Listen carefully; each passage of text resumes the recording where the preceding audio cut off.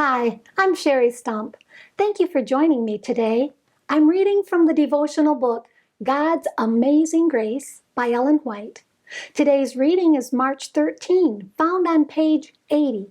The title of today's devotion is God's Law is Linked with His Throne.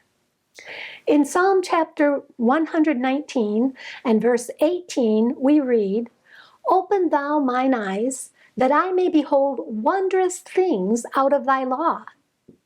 God has given his holy law to man as his measure of character. By this law, you may see and overcome every defect in your character.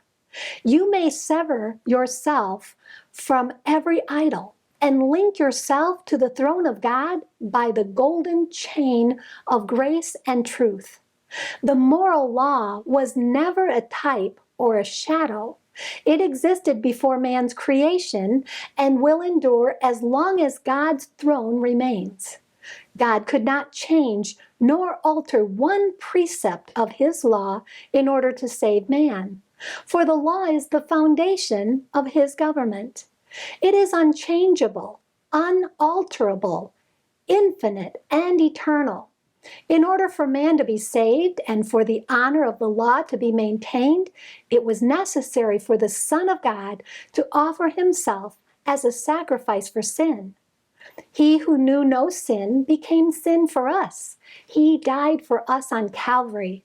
His death shows the wonderful love of God for man and the immutability of his law. The glory of Christ is revealed in the law, which is a transcript of his character, and his transforming efficacy is felt upon the soul until men become changed to his likeness. They are made partakers of the divine nature and grow more and more like their Savior, advancing step by step in conformity to the will of God till they reach perfection. The law of God was not given to the Jews alone. It is of worldwide and perpetual obligation. Its 10 precepts are like a chain of 10 links. If one is broken, the chain becomes worthless.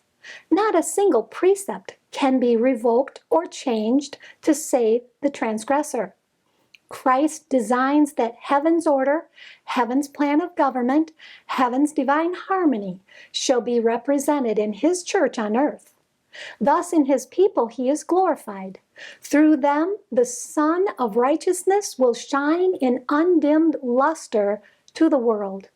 The church, endowed with the righteousness of Christ, is his depositary, in which the riches of his mercy, his grace, and his love are to appear in full and final display.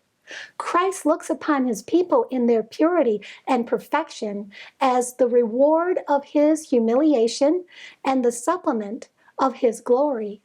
Christ, the great center for whom radiates all glory. Thank you for being with me today. Please join me tomorrow when we'll read how God provides help to resist temptation. And may God bless you abundantly, above all you can ask or think.